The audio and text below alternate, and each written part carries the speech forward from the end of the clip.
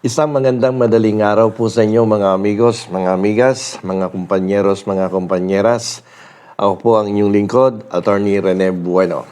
Ngayon po ay linggo, ika-2 ng buwan ng Marso, 2025. At ang oras po sa kasalukuyan ay alas 2:30 na po ng madaling araw.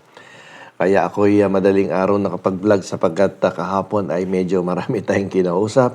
At pag-uwi ko ng bahay between 6 to 7 o'clock in the evening, ay ako'y napahiga sandali at sabi ko magpapahinga lang, magnanap ng kaunti at magbablog. Kaya nga lamang paghiga ko, tuloy-tuloy ang aking tulog siguro dahil sa pagod at ngayon nga ay kagigising ko lamang. At hindi na ako mapaidlip. Uminom na nga ako ng gatas pero walang epekto at hindi na ako makatulog. So pag-uusapan po natin sa episode na to yung tungkol sa recess. No? Pag naririnig nating recess, bumabalik sa ating alaala yung mga recess nung tayo ay elementarya at high school students, di ba? Itong recess kasi ay isa sa mga paboritong part ng ating pag-aaral. Yung mga estudyanteng medyo hindi mahilig gumawa ng assignment, hindi mahilig mag-aral, no? Walang inatupag kundi magdala lang ng baon. Meron kasi akong kaklase ng grade 1 at grade 2, no? Gustong-gusto niyang recess na kasi gusto niya nang kainin yung baon niya. At minsan nag-bell na para bumalik kami sa classroom ayaw pang bumalik. Gusto pa rin niya, recess lang. No? At ayaw niyang makikinig sa discussion sa loob ng classroom. So, ayan po yung recess, no? At sa Senado din kasi may recess at sa ating House of Representatives. So, pag-uusapan nga natin ngayon at medyo gawan natin ng konting kalinawan ayon sa aking napag-aralan at ayon sa probisyon ng ating 1987 Constitution. Kung ano ba tong recess at pwede bang mag-recess ang ating mataas na kapulungan kapag nakapagsampa at nakapag-transmit ng isang impeachment complaint ang ating House of Representatives sa Senado. Dahil nito mga nakaraang linggo, isang mainit na usapin ito na pag nagkakaroon tuloy ng debate, pero nakapaglabas naman ng mga opinion ng ating mga heavyweight lawyers na kasama ang mga retired Supreme Court justices at halos lahat nga sila, sabi ko noong nakarang episodes ay medyo nagkakatugma ang kanilang mga legal opinions. Medyo halos nagkakapareho. At isang tao lamang medyo kakaiba ang interpretasyon ng ating saligang batas. Pero i-discuss natin nga itong recess na to. Ang Senado ba pwede mag-recess kapag ang isang impeachment complaint ay naisampa na sa mataas na kapulungan? Ano po ba ang sinasabi ng saligang batas? Ang sabi po ng saligang batas ay, the Senate shall forthwith proceed with the impeachment trial when it already received the impeachment complaint from the House of Representatives. So, when we say the Senate shall forthwith proceed with the impeachment trial, sino ang pinatutungkulan ng saligang batas? Ito ba ay ang Senado bilang legislative body o ang Senado bilang isang impeachment court? Alalahanin po natin na ang ating pong Senado ay may two distinct roles, no, as a body. It is a legislative body and at the same time, it is an impeachment court. Ang tanong, ang Senado ba bilang isang legislative body ay nagre-recess? Pwede pong mag-recess yan. Kapag nag-recess na yan, kailangan mong talagang tumawag ng isang special session para ma-reconvene mo yan. Paano naman kung ang impeachment complaint ay naisampa na sa mataas na kapulungan? Pwede ba mag-recess ang Senado? Kasi ang sabi ng ating saligang batas, when the Senate receives already the impeachment complaint, it must or it shall forthwith proceed with the impeachment trial. Yung forthwith na sinasabi ay ang ibig sabihin na immediately or without delay sa Tagalog agad-agad kumilos ang ating Senado. Alam niyo po yung the phrase, the Senate shall forthwith proceed with the impeachment trial as provided for under the 1987 Constitution refers to the Senate acting as an impeachment court, not as a Senate acting as a legislative body. Pag nakita niyo po yung phrase na forthwith, no, it is specifically tied to the impeachment process, no, and not to the Senate's general legislative functions. It signifies that the Senate, upon receiving the articles of impeachment, must convene immediately and start the impeachment process. At mag-conduct na dapat sila ng impeachment trial. This particular duty overrides, no? Ulitin ko, this particular duty overrides any legislative schedule or recess. Walang recess kapag sinabing impeachment complaint. Yung recess ng ating Kongreso refers only to the Senate as a legislative body, not as an impeachment court. Nakakita na ba kayo ng korte na nag-recess ng 2 buwan, 3 buwan, 4 na buwan, or even close to 6 months? Wala kang makikitang hukuman na nagre-recess ng ganyang katagal. Bakit? Kasi the spirit and the intention of the law is to provide, no, a speedy trial and to provide, no, an efficient and effective administration of justice. Kapag nag-recess ka ng almost close to 4 months, 3 months, or nag-conduct ka ng trial after almost 6 months, almost 6 months na nga, where is the efficient and effective administration of justice? Meron? Wala. Meron bang efficient and effective administration of justice that upon the Senate receiving the impeachment complaint, tatakbo lang ang impeachment process after 3 months, after 4 months, at ang trial mag-uumpisa almost close to 6 months? Hindi ganoon ang effective and efficient administration of justice. At yan isalungat din sa karapatan ng akusado to a speedy trial. Isipin mo yung tagal ng panahon na iintayin niya bago niya ma-receive ang summons doon sa timetable na pinakita ng Senado.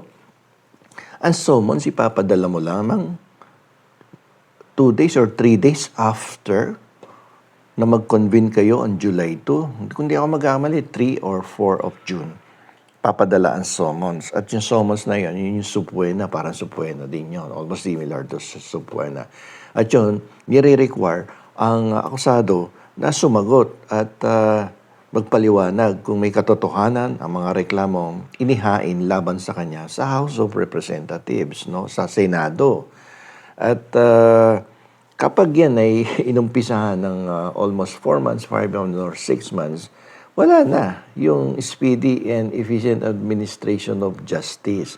Kaya nga sinabi ng ating saligang batas, forthwith. Tapos magre-recess ka ng matagal. Hindi naman sinabi ng saligang batas na mag-recess ka ng ganyang katagal kapag merong impeachment complaint. Yung recess, doon lang sa legislative yun. Hindi po pwede sa impeachment court yan. And to any other regular courts. Kasi nga, madidefeat mo yung intention ng batas for a speedy trial and efficient and effective administration of justice. No? Sa elementary at saka high school, hindi pwede mag-recess ng matagal. Pag nag-bell, pasok ka ulit sa loob ng classroom. Bakit? Priority natin dito at importante na kayo ay matuto bilang mga mag-aaral. Hindi kayo pumunta dito sa eskwelahan upang kumain lang ng kumain at mag-recess ng kalahating araw. Di ba? Di ba? By way of analogy, ganun yan eh. So, konti lang ang recess, no? Kumain ka, sumubo ka ng sandwich, soft drinks, kape, balik sa classroom. Bakit? Ando doon ka sa eskwelahan para mag-aral. hindi para mag-recess. No, nang napakatagal. At ganun din sa Senado. When you are designated as an impeachment court, ay ba, kumilos ka agad. Bakit? May something very important. Kasi yung forthwith, it signifies the importance of the complaint. No? It signifies that there is something that must be immediately acted upon by the Senate. Hindi pwedeng magpapetik-petik. Kaya ginamit yung forthwith. Kaya ang ibig sabihin ng forthwith, immediately. There must be no delay. Without delay. 4 na buwan, 5 buwan, close to 6 months, trial. Abay, malabo yun, no? It is already, no, contrary to the spirit and intent of the law. So, kaya kailangan umpisahan na. Bakit ba pinababanjing-banjing pa? Tapos sasabihin, busy ang mga senador. Ba't nagsenador pa kayo kung hindi nyo pala kayang gampanan ng inyong katungkulan na sinasabi sa ilalim ng ating saligang batas na kapag nakatanggap kayo ng isang impeachment complaint, whether you are in session or in recess, you need to convene immediately and act, no? Immediately upon the impeachment complaint na na-receive nyo dyan sa mataas na kapulungan. Diba? Mahirap kasi pag ayaw talaga, hindi maiintindihan ng batas. Talagang paninindigan yan. Hindi naiintindihan ng batas. Bakit? Ayaw gawin. Tapos, ang impeachment trial will start after the SONA. Iba na presidente doon ng Senado. Kasi, bago mag-umpisa ang State of the Nation Address, dapat nakapag-organize na at nag-elect na ng bagong pinuno ang ating mataas na kapulungan at ang ating mababang kapulungan. No? At kaya pag dumating si Presidente doon, doon na ang bagong halal na Senate President at ang bagong halal na Speaker of the House. So parang lumalabas dito, parang iwas pusoy talaga eh. So pag nag-conduct na impeachment trial, wala na siya as a Senate President. And do you think may elect pa si Jesus Escudero as Senate President under the 20th Congress sa ganyang klaseng performance? Siyempre, alam niyo na politika no? May mga usapang politiko dyan na kapag medyo kumukontra ka, palitan na. Overhaul yan ng organisasyon dyan sa Senado. Okay, so yan po ang ating paliwanag tungkol sa recess dahil may nagsasabing ilan din na mga abogado at ilang mga legal experts na may gray area doon sa recess na kapag natanggap ang impeachment complaint during recess at nakapag-adjourn na nga ang ating Senado, may something like yung iba sinasabi na parang discretion yan ng Senado as to when to start the impeachment trial.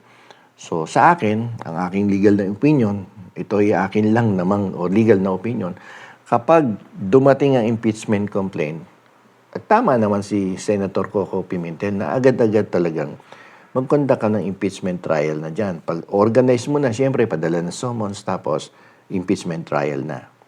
At least naumpisahan mo yung impeachment process. At hindi pa pwedeng patagalin mo ng napakatagal na kung ilang buwan bago ka mag-start at mag-convene. At ang Senado, kahit recess, acting as an impeachment court, dapat umaksyon yan. Hindi pa pwedeng di umaksyon. Kasi yung pinadala yan sa iyo ng House of Representatives, hindi naman yan pinadala sa iyo as a Senate, as a legislative body. Pinadala yan sa iyo as an impeachment court. The Senate acting as an impeachment court should receive the impeachment complaint and immediately act on that impeachment complaint. So, ulitin ko, walang recess pag may nagsampa na impeachment complaint sa Senado. Dahil, ulitin ko bago tayo magtapos, the Senate, the moment naka-receive yan ng impeachment complaint, no, it is acting as an impeachment court pag natanggap niya na yan. No, dahil, ang sabi ng saligang batas, the Senate shall forthwith proceed, no, with the impeachment trial. And this phrase refers to the Senate as acting as an impeachment court, not as a legislative body. So the forthwith term applies to the impeachment trial, not the Senate performing general legislative functions. So the Senate has the duty, no? And the Senate this duty rather overrides any legislative schedule or recess. Walang recess. Walang recess pag may impeachment complaint. Okay? So hanggang dito na lamang po at sana po ay meron tayong konting kalinawan na nakuha dito sa aking vlog ngayong madaling araw at alas 3 na, no? At sana makatulog uli ako. Okay, so maraming salamat po sa inyong pakikinig at ito po muli ang inyong lingkod, Attorney Rene Bueno.